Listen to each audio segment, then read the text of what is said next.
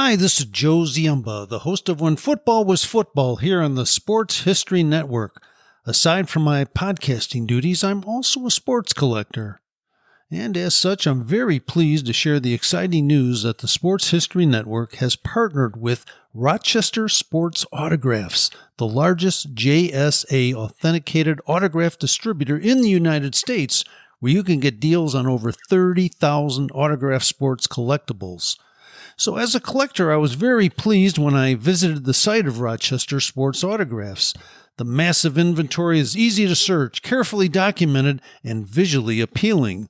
The options seem limitless, whether you're looking for an autographed baseball, signed football helmets, or basketball jerseys, among thousands of others. I found everything from a Babe Ruth autograph, a signed football by Dick Butkus, and an autographed Larry Bird basketball jersey. And as a collector, you'll be delighted with the very competitive pricing on JSA authenticated products. Made possible since RSA deals directly with athletes, so there's no extra markup, and the savings are passed on directly to the customer. Perhaps you're looking for an early gift for Mother's Day or Father's Day. Heck, who needs a holiday as an excuse to give a piece of sports history to your loved ones? Or how about yourself?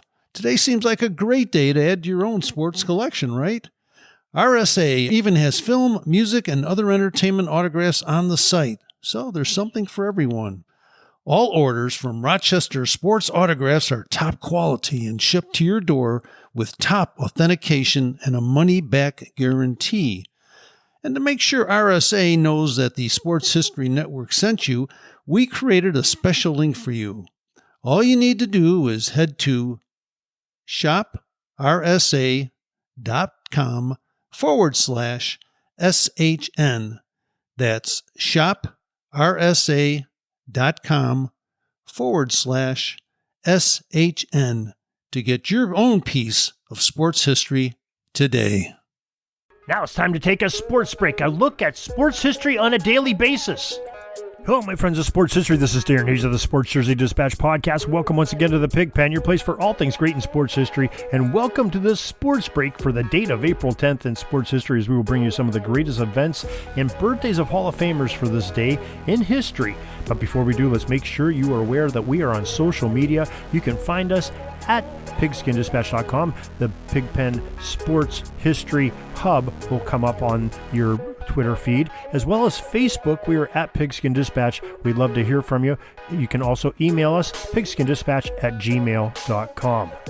Now let's talk about some Hall of Famers that were born on this date. April 10th, 1897 in Shiner, Texas, was the Baseball Hall of Fame right fielder Ross Youngs. Now, Youngs was just a heck of a ball player for the New York Giants from 1917 through the 1926 season, and ended up being the man that John McGraw, his manager, gave the nickname called Pep. He ended up grooming, did McGraw, of Youngs to make him the Giants manager to take over for McGraw, and McGraw ended up being the manager of great players such as Mel Ott and those great Giants teams of those late 1920s and early 1930s. So great history there with Baseball Hall of Famer Ross Youngs. From the football point of view, we have a Hall of Famer born April 10th, 1909 in Toronto, Ohio. Stud fullback of 1929 through 1931 from Bucknell University, Clark Hinkle arrived in his life. Now, footballfoundation.org says that Clark just might be the best player to have ever suited up in a football uniform at Bucknell. Hinkle was blessed with great foot speed and mobility, which gave him excellent range both on offense and the defensive side of the ball, and he was nicknamed the Lackawanna Express, as he first achieved fame and notoriety in 1929, his sophomore season, when he led the East in scoring with 128 points. He got better the more he played too, as Clark led Bucknell to an undefeated season in 1931. Now, Clark's collegiate football records are celebrated in the College Football Hall of Fame after he was inducted into that great museum in 1971. Hinkle soon joined the Green Bay Packers in 1932, and he was the answer to counter the Bears' great back Bronco Nagurski, as the two battled head-to-head on many occasions. Now, Bronco was a big, powerful runner in the era of the stout Hinkle, who was 30 pounds lighter, was determined to hold his own with anyone on an NFL gridiron. Now, Clark's motto was to get the Bronc before he gets to me, unquote, and a tactic he used to perfection one day in 1934. Trapped on the sidelines by Nagurski, Clark escaped his tackle by diving directly into and over him, and the Bears superstar was helped from the field with a broken nose and a fractured rib. The Pro Football Hall of Fame says that during his 10-year career with the Green Bay Packers, Hinkle was named first or second team All-League each year. And in 1964, Clark Hinkle was enshrined in the Pro Football Hall of Fame. Also born this day, April 10, 1918, in Pittsburgh, Pennsylvania, Jim Daniel, the great Ohio State tackle from 1939 to 1941, was born. He was inducted into the College Football Hall of Fame in 1977. He ended up serving his country later in the wars, and he ended up getting a bronze and a silver star, and he played pro football with the Chicago Bears and Cleveland Browns, serving as Cleveland's captain in 1946 in the AAFC. Also this date is a big Hall of Famer, a big personality, that is. April 10th, 1936, John Madden was born per the NFL.com. Now, Madden had a record of 103, 32, and 7 in 10 seasons with the Oakland Raiders, 1969 through the 1978 season, and he led the Silver and Black to become Super Bowl 11 champions. He later worked as a TV commentator from 1979 to 2008, was a 16-time Emmy Award winner, and he worked all 4 major networks in his career: CBS, Fox, ABC, and NBC, and was an analyst for 11 Super Bowls. Madden retired from broadcasting in April of 2009, and his final game as a broadcaster, Super Bowl number 53 between the Pittsburgh Steelers and the Arizona Cardinals. Another Pro Football Hall of Famer born on April 10th, 1938 in Mount Vernon, Texas, was Dandy Don Meredith, the fun-loving Southern Methodist University quarterback that played from 1957 through 1959 with SMU. Now, he was known by many as Dandy Don, a fun-loving guy, and the National Football Foundation tells us how Don got his shot in college football by earning it.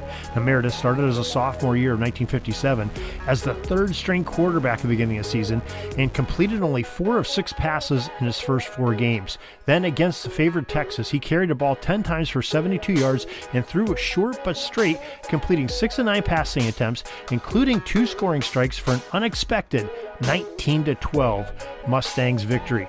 All the quarterback did the rest of the year was to have completed 71 of 102 attempts for 912 yards, 7 touchdowns, with a 696 completion rate. Remember, this is the late 1950s, and ended up going on to be drafted in the NFL by the Dallas Cowboys, and had a great career there. College Football Hall of Fame inducted him in 1982 after the NFF voters cast their votes, and he had a great career for the Cowboys from 1960 to 68 and became a sports announcer with ABC, and most notably on Monday Night Football with Howard Cosell and Frank Gifford all in the booth. Those famous times. Another big football player. April 10th, 1948, Mel Blount. He was found in the Hall of Fame contributor Bill Nunn, as he was discovered and often overlooked at Southern University, according to the Pro Football Hall of Fame website. Pittsburgh used this info gained by their lead scout and Nunn to steal Mel in the 3rd round of the 1970 NFL draft, as he stood 6'3", weighed more than 205 pounds, and an oversized corner would have to play a physical game, wearing down many wide receivers in the league. In his 14-year career, he was an All-Pro 4 different times. In the 1975 NFL Defensive Most Valuable Player, started 200 of 201 games, so very durable, and played in and made it to 5 Pro Bowls. Mel had 57 career interceptions, 736 return yards off of them, and recovered 13 opponents' fumbles. Mel Blount was enshrined in the Pro Football Hall of Fame in 1989. Now let's take a jaunt over to 80sbaseball.com. Our friend Jay Daniel sponsors that site and has graciously allowed us to use some of the information he has there. He has a day-by-day events going on for 80s baseball and everybody associated with it. He wishes happy birthdays to Ken Griffey Sr., who was born on April 10th. Also to Lee Lacy, former Pittsburgh Pirate that had a great career, wore number 17 with the Buccos. Marvin Freeman has an April 10th birthday. Mike Devereaux, also with an April 10th birthday. Jeff Gray and Eric King, all great ball players that played in the 1980s. Now, there were also some trade on this day in 1982 when the Minnesota Twins traded their best player, Roy Smalley, to the Yankees for Paul Boris, Ron Davis, and Greg Gagne. That was a special thanks to Jay Daniel for allowing us to use that from his 80sbaseball.com. Make sure you check out that website.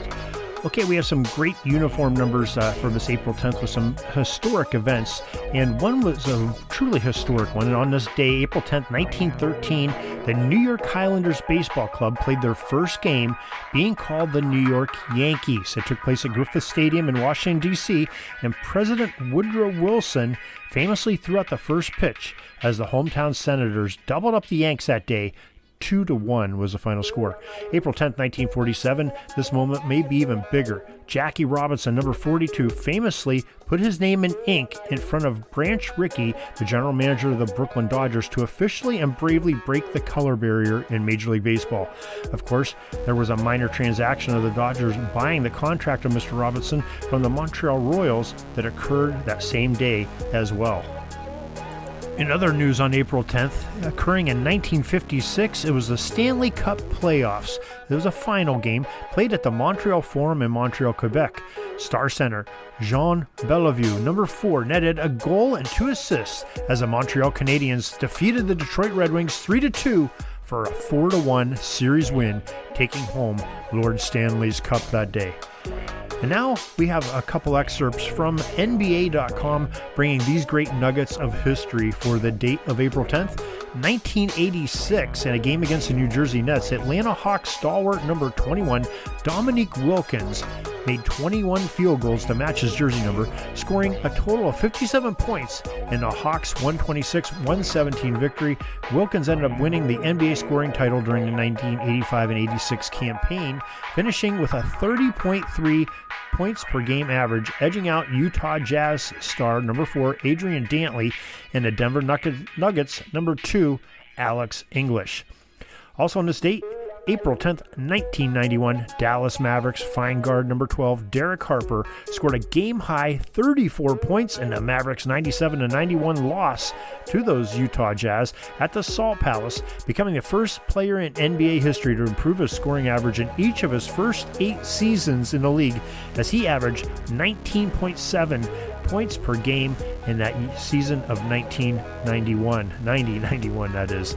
And that is your sports history for this April 10th. We are sure glad you were able to join us. Take this little bit of break from life to remember some great sports moments and great sports athletes and just have a great time doing it. So make sure you talk about that at the water cooler today, because remember, April 10th is the day Jackie Robinson broke the color barrier officially, and the New York Yankees first became the Yankees, as well as many of the other items that we talked about, as well, famous birthdays of John Madden and Mel Blount and others in this great thing, Dandy Don Meredith. So make sure you share that with others and tell them to find all your great sports history at jerseydispatch.com. Until tomorrow, everybody, have a great sports history day. We're dribbling around and see the shot clock's almost out, so we got to put up our shot and come back tomorrow for some more great sports history.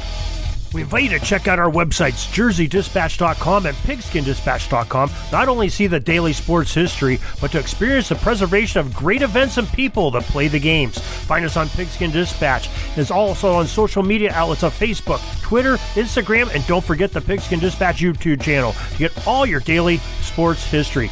Pigskin Dispatch is happy to be associated with the Sports History Network, the sports headquarters of yesteryear, found at sportshistorynetwork.com. This podcast is part of the Sports History Network, your headquarters for the yesteryear of your favorite sport. You can learn more at sportshistorynetwork.com.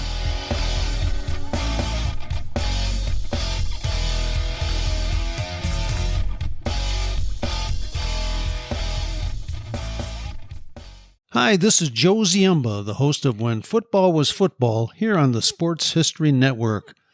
I'm very pleased to announce that I will be partnering with the Sports History Network to give away 2 copies of my latest book called Bears vs. Cardinals, the NFL's Oldest Rivalry. To enter, just head over to the following link, sportshistorynetwork.com/giveaways. We hope you'll enjoy the numerous stories in the book, which is largely based on the newly released Dutch Tournament collection at the Pro Football Hall of Fame.